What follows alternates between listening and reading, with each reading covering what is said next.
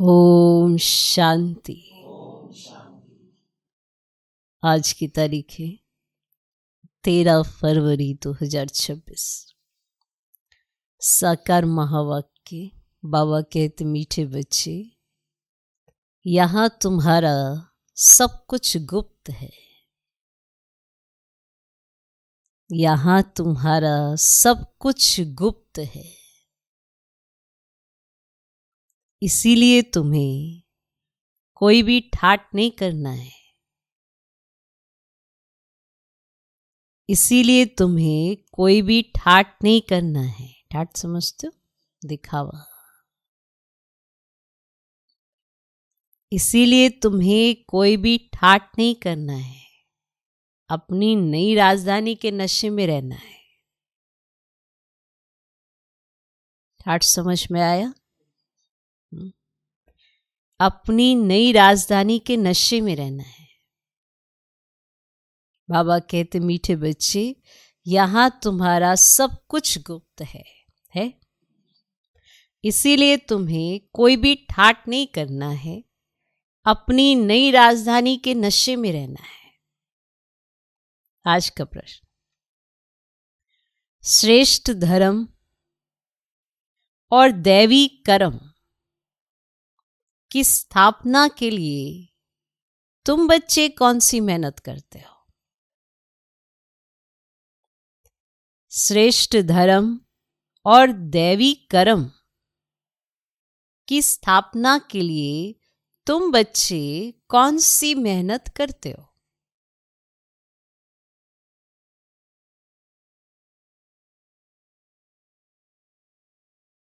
उत्तर, तुम अभी 5 विकारों को छोड़ने की मेहनत करते हो। तुम अभी 5 विकारों को छोड़ने की मेहनत करते हो, क्योंकि इन विकारों ने ही सबको भ्रष्ट बनाया है। क्योंकि इन विकारों ने ही सबको भ्रष्ट बनाया है। तुम जानते हो, इस समय सभी दैवी धर्म और कर्म से भ्रष्ट हैं।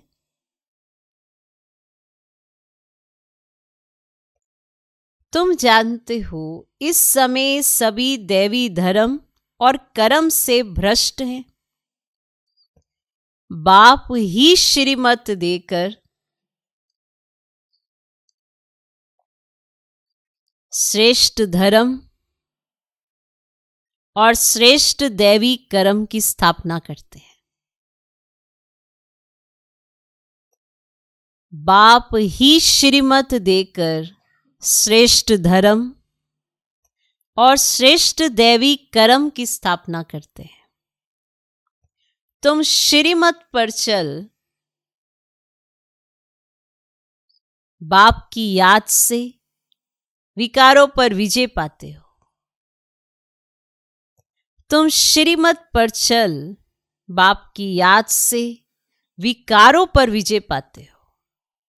पढ़ाई से अपने आप को राज तिलक देते हो।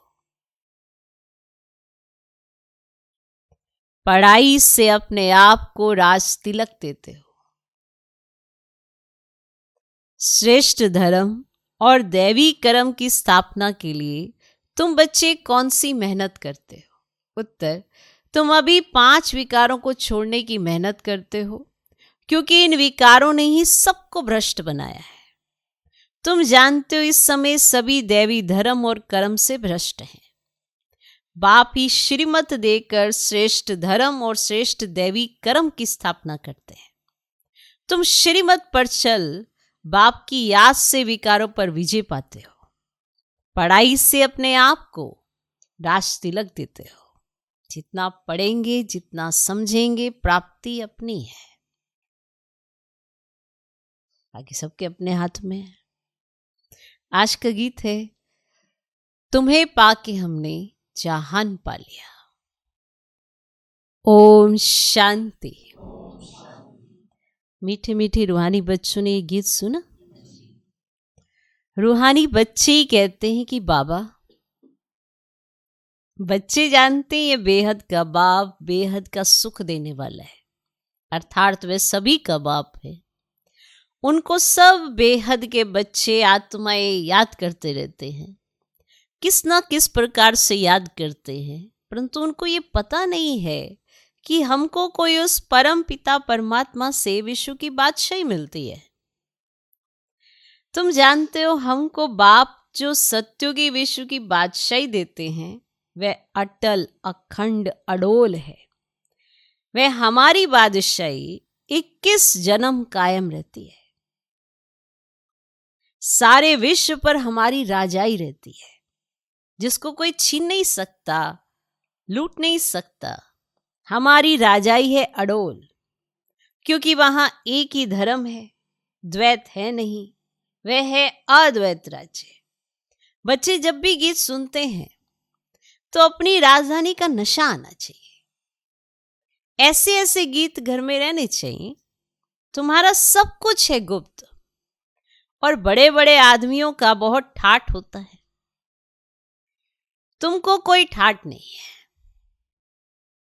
तुम देखते हो बाबा ने जिसमें प्रवेश किया है वह भी कितना साधारण रहते हैं।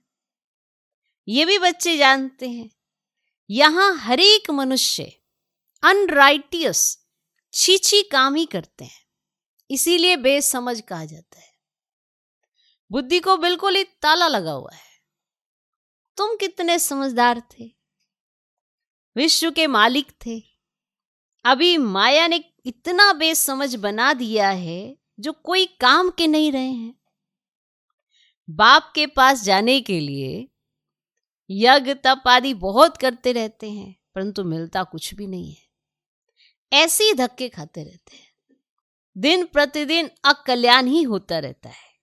जितना जितना मनुष्य तमोप्रधान हो जाते हैं उतना उतना अकल्याण होना ही है। ऋषि मुनि जिनका गायन है वे पवित्र रहते थे, नेति नेति कहते थे।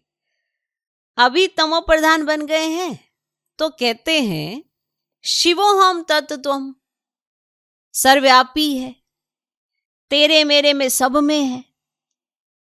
वो लोग सिर्फ परमात्मा कह देते हैं, परम पिता कभी नहीं कहेंगे। परम पिता उनको फिर सर्वव्यापी कहना ये तो रोंग हो जाता है। इसीलिए फिर ईश्वर व परमात्मा कह देते। पिता अक्षर बुद्धि में नहीं आता है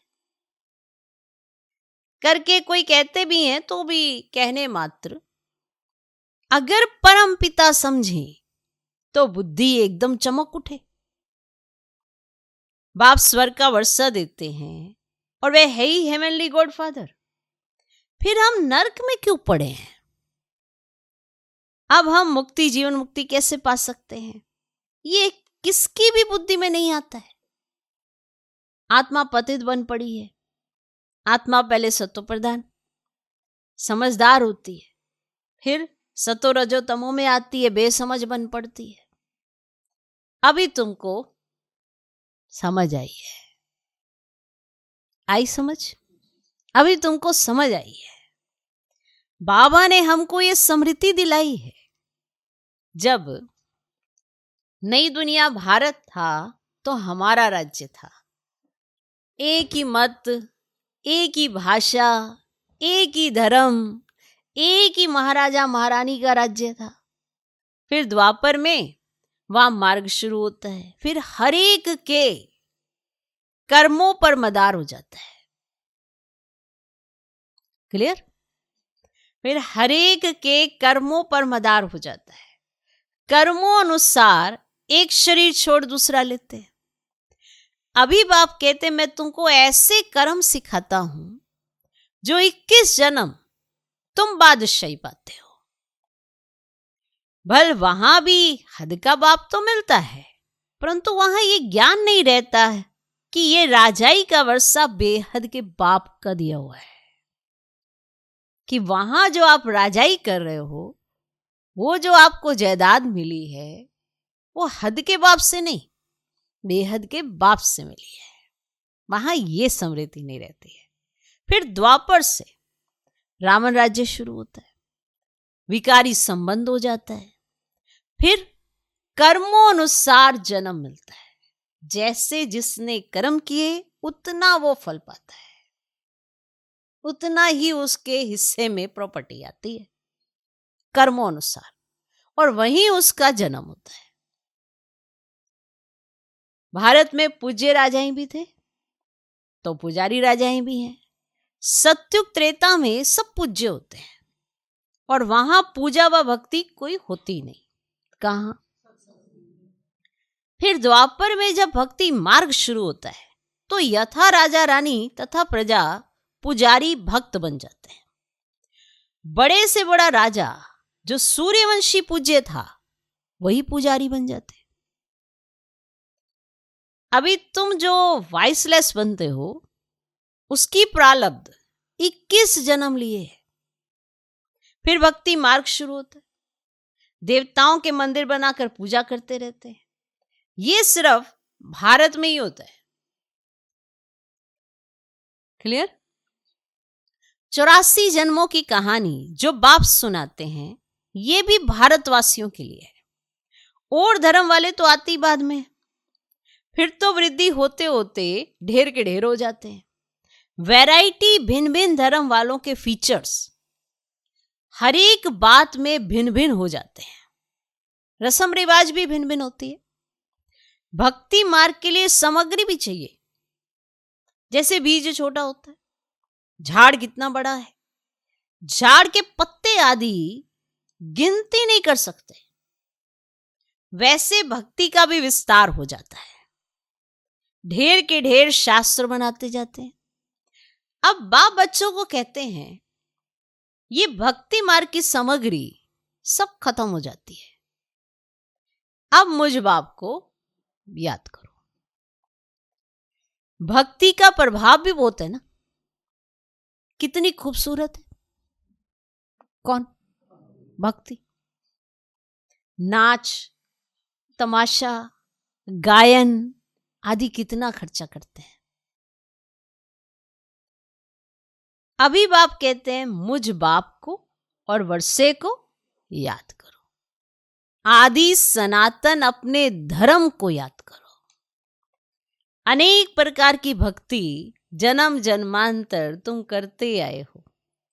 सन्यासी भी आत्माओं के रहने के स्थान तत्व को परमात्मा समझ लेते हैं, ब्रह्म व तत्व को ही याद करते हैं। वास्तव में सन्यासी जब सतो प्रधान हैं तो उन्हों को जंगल में जाकर रहना है शांति में। ऐसे नहीं कि उन्हों को ब्रह्म में जाकर लीन होना है। वे समझते ब्रह्म की याद में रहने से, शरीर छोड़ने से ब्रह्म में लीन हो जाएंगे। क्लियर हुआ? याद में रहने के लिए वो शांति में वहां पे रहते हैं। याद में रहेंगे तो लीन हो जाएंगे, ऐसे समझते हैं। तो बाप कहते लीन तो कोई हो ही नहीं सकते। आत्मा तो अविनाशी है ना, वे लीन कैसे हो सकती? भक्ति मार्ग में कितना माथा कूट करते हैं, फिर कहते हैं भगवान कोई ना कोई रूप में आएंगे। अब कौन राइट?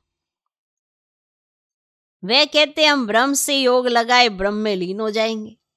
ग्रस्त धर्म वाले कहते भगवान किसी ना किसी रूप में पतितों को पावन बनाने आएंगे। वो कहते हम लीन हो जाएंगे, वो कहते किसी ना किसी रूप में आएंगे। ऐसे नहीं कि ऊपर से प्रेरणा द्वारा ही सिखाएंगे। अब टीचर घर बैठे प्रेरणा करेंगे क्या? अब प्रेरणा अक्षर है नहीं, प्रेरणा से कोई काम ही नहीं होता। भल शंकर की प्रेरणा द्वारा विनाश कहा जाता है, परंतु है ये ड्रामा की नूंद। बॉम्ब्स बनाए हैं ना, प्रैक्टिकल बनाए हैं ना, बॉम्ब्स तैयारी की है ना, या सिर्फ प्रेरणा से ही? तो उन्हों को ये मूसल आदि तो बना नहीं है। अब ये सिर्फ महिमा गाई जाती है, कोई भी अपने बड़ों की महिमा नहीं जानते। धर्म स्थापक को भी गुरु कह देते हैं, लेकिन वे तो सिर्फ धर्म स्थापन करते। गुरु उनको कहा जाता जो सदगति करे। वो तो धर्म स्थापन करते हैं, वो सदगति तो नहीं करते। और वे तो धर्म स्थापन करने आते हैं और उनके पिछाड़ी उनकी वंशावली आती रहती है। सदगति तो किसकी करते ही नहीं, वो आए और उनके पीछे ऊपर से उतरते रहते हैं। सदगति किसकी करेंगे? तो उनको गुरु कैसे कहेंगे? गुरु तो एक ही है जिसको सर्व की सदगति करनी और सर्व का सदगति दाता कहा जाता है, वो है गुरु। तो भगवान बाप ही आकर सबकी सदगति करते हैं, मुक्ति जीवन मुक्ति देते हैं। उनकी याद कभी किससे छूट नहीं सकती। भल पति से कितना भी प्यार हो, फिर भी हे भगवान हे ईश्वर जरूर कहेंगे, क्योंकि वही सर्व का सदगति दाता है। भले पति से कितना भी प्यार है, फिर भी हे भगवान हे ईश्वर ये जरूर कहने में आएगा, क्योंकि वही तो सर्व का सदगति दाता है। तो बाप बैठ समझाते हैं ये सारी रचना है, रचयिता बाप मैं हूं। सबको सुख देने वाला एक ही बाप ठहरा। भाई भाई को वर्षा नहीं दे सकते, वर्षा हमेशा बाप से मिलता है। तुम सभी बेहद के बच्चों को बेहद का वर्षा देता हूं, इसीलिए मुझे याद करते हैं। हे परम पिता क्षमा करो, रहम करो, समझते कुछ भी नहीं। और भक्ति मार्ग में अनेक प्रकार की महिमा करते हैं, ये भी ड्रामा अनुसार अपना पाठ बजाते रहते हैं। बाप कहते हैं मैं कोई इन्हों के पुकारने पर नहीं आता हूं कि उन्होंने पुकारा मैं आया, ये तो ड्रामा बना हुआ है। ड्रामा में मेरे आने का पाठ नूंदा हुआ है। अनेक धर्म विनाश, एक धर्म की स्थापना व कलयुग का विनाश, सत्युग की स्थापना करनी होती है। मैं अपने समय पर आप ही आता हूं, मैं अपने समय पर आप ही आता हूं। आपको डिटेल से समझाया जाता है कि मैं कब, क्यों और कैसे आता हूं, और बाकी धर्म स्थापक क्या करने आते हैं। एक एक बात आपको स्पष्ट है कि नहीं है? इसलिए कहा मैं अपने समय पर आप ही आता हूं। इस भक्ति मार्ग का भी ड्रामा में पार्ट है। अभी जब भक्ति मार्ग का पाठ पूरा हुआ तब आया हुआ हूं। बच्चे भी कहते हैं अभी हम जान गए, 5000 वर्ष के बाद फिर से आपके साथ मिले हैं। कल पहले भी बाबा आप ब्रह्मा तन में ही आए थे, ये ज्ञान तुमको अभी मिलता है, फिर कभी नहीं मिलेगा। सोचो, इतना श्रेष्ठ ज्ञान, इतनी गुह्यता, इतनी समझ फिर कभी नहीं मिलेगी। यह है ज्ञान और वह है भक्ति। ज्ञान की है प्रारब्ध, चढ़ती कला, और सेकंड में जीवन मुक्ति कहा जाता है। कहते हैं जनक ने सेकंड में जीवन मुक्ति पाई। क्या सिर्फ एक जनक ने जीवन मुक्ति पाई? अब जनक बना कौन?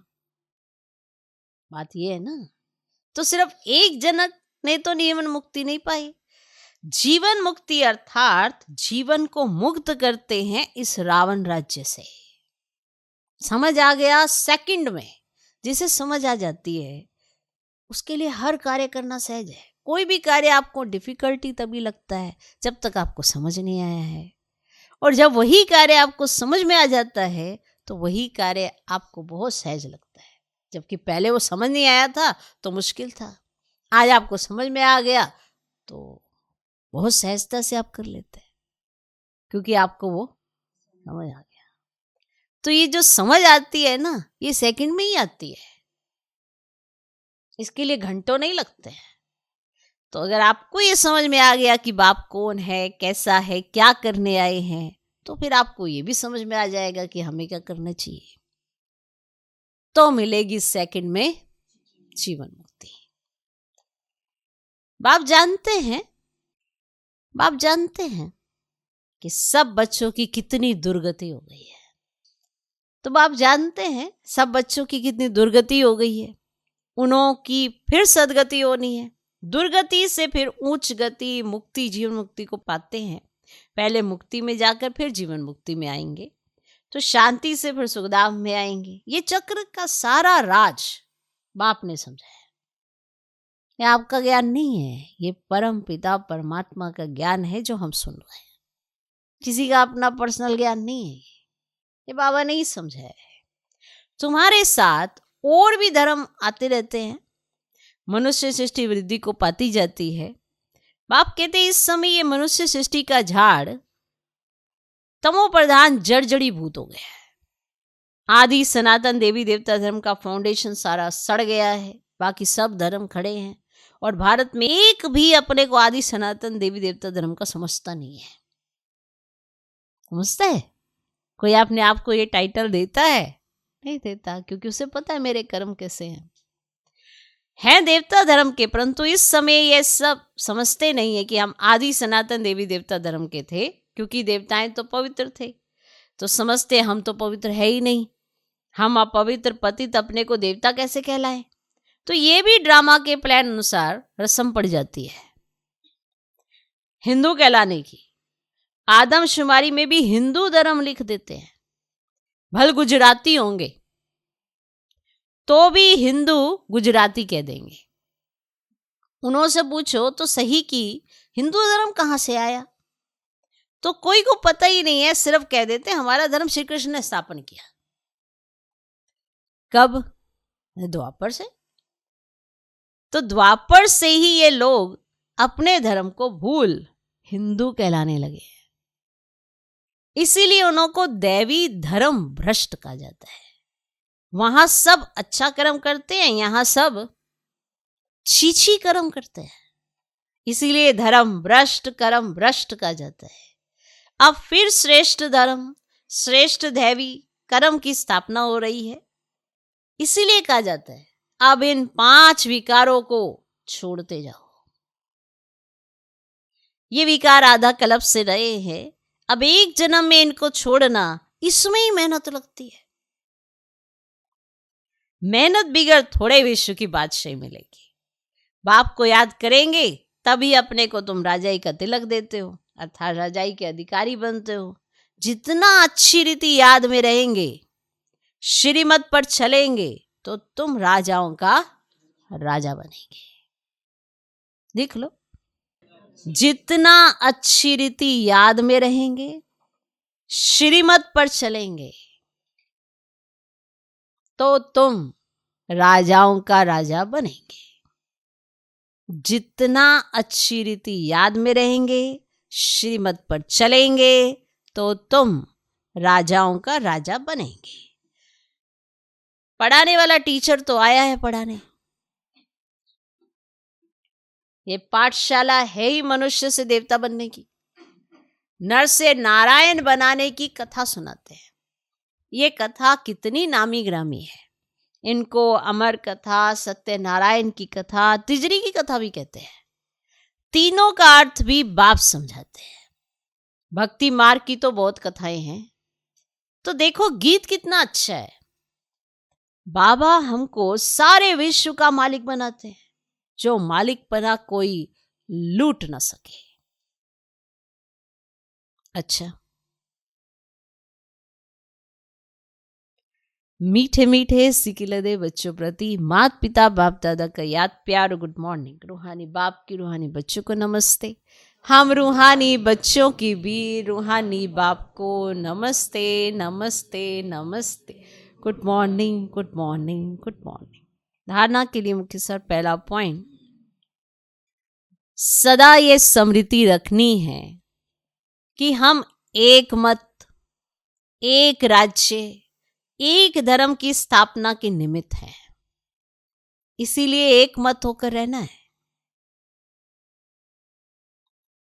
सदा ये स्मृति रखनी है कि हम एक मत, एक राज्य, एक धर्म की स्थापना के निमित्त है, इसलिए एक मत होकर रहना है। दूसरा पॉइंट, स्वयं को राजाई का तिलक देने के लिए विकारों को छोड़ने की मेहनत करनी है। स्वयं को राजाई का तिलक देने के लिए विकारों को छोड़ने की मेहनत करनी है।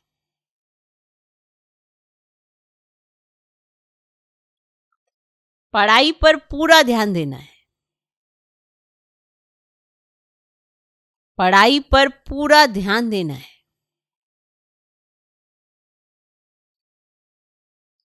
स्वयं को राजाई का तिलक देने के लिए विकारों को छोड़ने की मेहनत करनी है। पढ़ाई पर पूरा ध्यान देना है। आज का वरदान, कर्मातीत स्टेज पर स्थित हो, चारों ओर की सेवाओं को हैंडल करने वाले सिद्धि स्वरूप भव। कर्मातीत स्टेज पर स्थित हो, चारों ओर की सेवाओं को हैंडल करने वाले सिद्धि स्वरूप भव।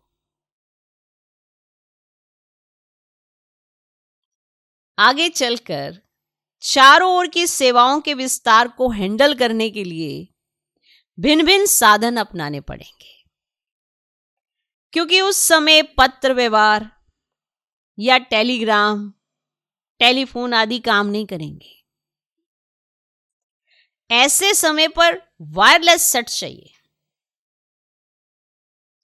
इसके लिए अभी अभी कर्मयोगी, अभी अभी कर्मातीत स्टेज में स्थित रहने का अभ्यास करो। अभी अभी कर्मयोगी और अभी अभी कर्मातीत स्टेज पर स्थित रहने का अभ्यास करो।